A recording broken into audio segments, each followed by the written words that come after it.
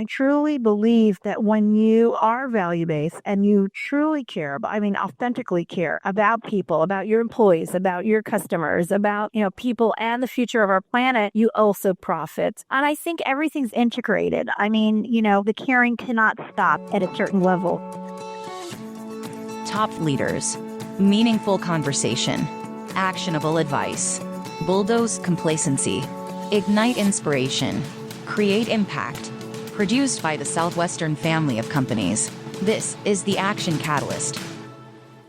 Are you interested in advertising with the Action Catalyst? Our listeners could be hearing about your brand right here, right now. For details, shoot us an email at info@theactioncatalyst.com.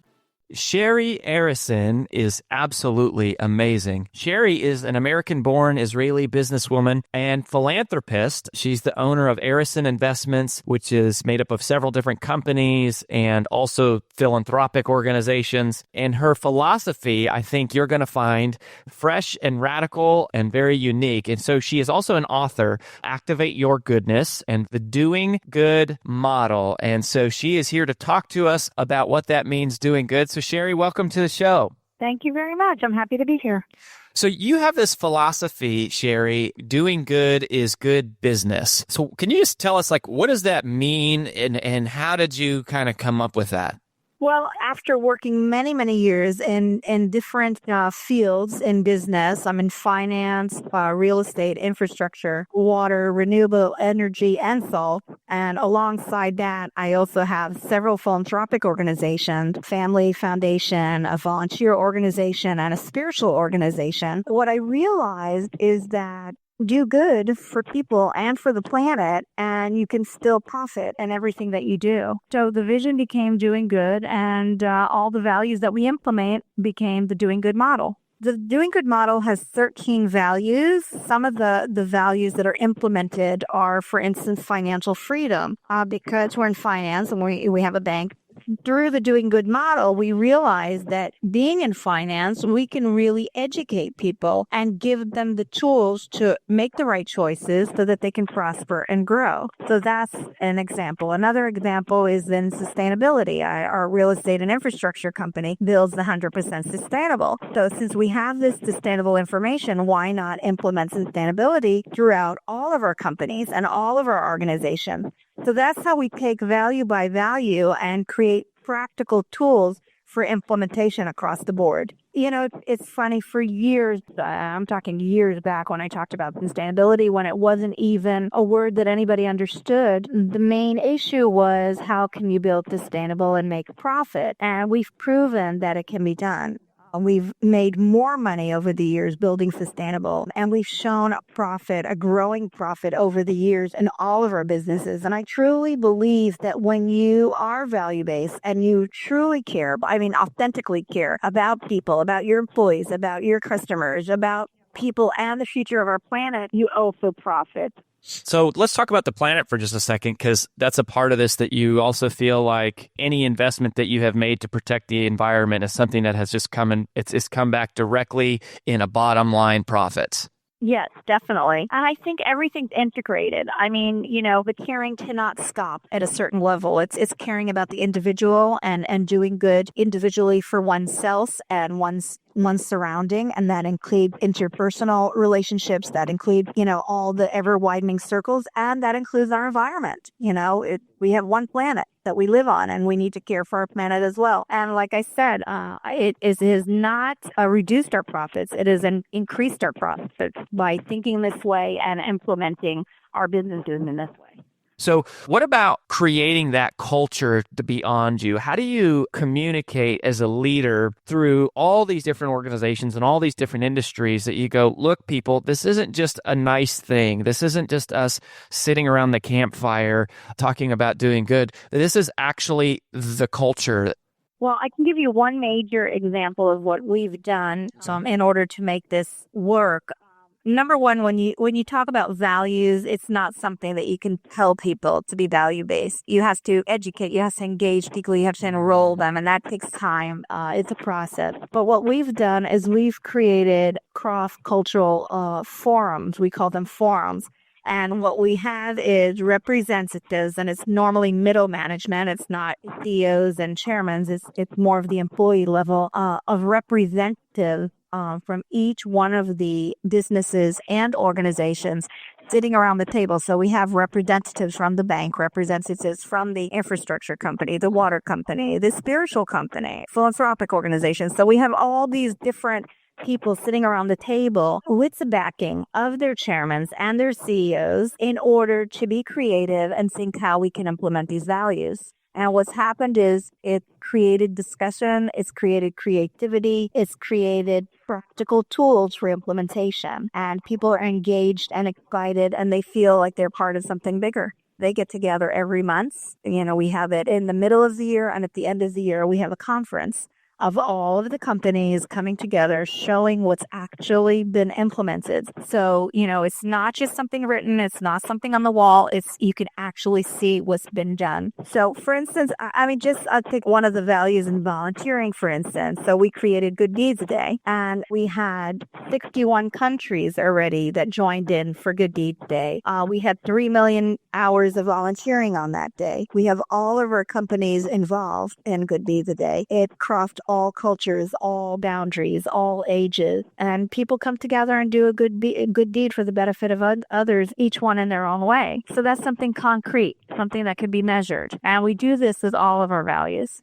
It's caught on. It's grown every single year. It's grown, by the amount of people, the amount of volunteer time. It's grown by the different countries that are involved. And it's amazing because what we found is because it's simple and because everyone can do a good deed according to their heart's desire, whether it's with children or the elderly or the homeless or, beautifying your neighborhood. It could be whatever it is that you want to do. And that's bringing people, uniting people together around the common goal of doing good. I mean, this is a big deal. I saw some pictures where you got to meet the Pope, and I saw pictures of Times Square. That's a really big deal. I also just wanted to highlight something that you said. You said you can't tell people to be value-based. It's like you have to show them. Exactly. Like, for instance, vitality is one of the values. And some of my employees came to me and said, okay, how should we implement vitality? And I said, I don't know. Why don't you just ask the employees what vitality is to them? And it was amazing to see the feedback. To some people, it's nutrition, and to other people, it's sport, and to other people, it's spending time with the family and going on family trips. And it was just amazing. And the creativity that was created and the engagement, and it was just quite amazing. And that's what's happening around all the values. Were you always like this? Did you grow up with this natural insight to go, you know what, doing good, I can see the connection to how it leads to profitability and it's also doing good in the world? Or was there a point in your life where the light bulb came on for you? And if so, how did that happen? I'm just kind of curious, where did this come from? Well, I always cared about people, and I always cared about humanity and the planet. It's something that was bigger than myself. And I always thought about ways that I can do my part. I always felt that, we all have the responsibility to make a difference. If we want to see a collective positive future in the world, we each need to do our part. And I've always tried to do my part. I think the light bulb that came up was the switch between doing it in a way that was hard and tiring. And, I almost felt sick at one point. I was going uphill all the time. And that's why I realized that I didn't need to go into the dark places and turn on the light. I could just grow the goodness and grow the light. And there's a lot of organizations out there that are doing really great things, people who really care. And I think that if we put all our forces together, we can grow that goodness. And that's what the Doing Good model is all about, coming together, all of us and growing the good in the world. And so you're saying that you don't necessarily have to go into the darkest parts of the world. It means you can also do good by taking the things that you're already involved in, reframing them in a way to also do good as a part of what you already love and enjoy doing. Yes, and I think that, there is so much good. I mean, we created a social network called GoodNet, goodnet.org, and within 2 years, 17 million people connected, and it's only around GoodNet. It's only around a conversation of doing good. And it's different people, individuals, organizations around the world that are doing good. And I think that, there is so much going on, whether it's in business or philanthropy or individual, that are doing good deeds every day. And if we join those people together, it can't be ignored anymore, because what you see out there is very different. And I think if we want to, we want to see a good world, we want to see a positive world, we all need to make that happen. I love that. So, if you were addressing young leaders, what advice would you give to young leaders in this area of just doing good? Well, I think number one, I think it's important to know that you can do business and have a successful business and still be value-based. I would suggest to connect to one's heart and see what you're passionate about. I think when people are passionate about what they do, they create, amazing things. You can take really elated ideas, really elated values, and bring them down to practical day-to-day tools and for implementation. And really anyone in any field can do business and do good for themselves and for their community and their country. I love it. So where's the best place that you want people to go, Shari, to get the book, stay connected with you?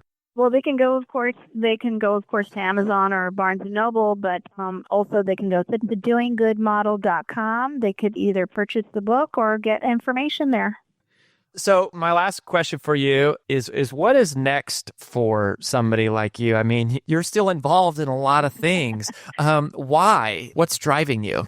Well, it's interesting because I've been having a lot of discussions about this with my children and with my management team. And I think my biggest issue is that everything that's been done be sustainable because, the doing good model is bigger than me and doing good and good deed day is way bigger than me. I mean, it's already in 61 countries. And so my dream right now is to just make sure that all of this is sustainable and continues without me because I'm not the issue. The issue is the future of all of us, our collective future. And that's what's important to me.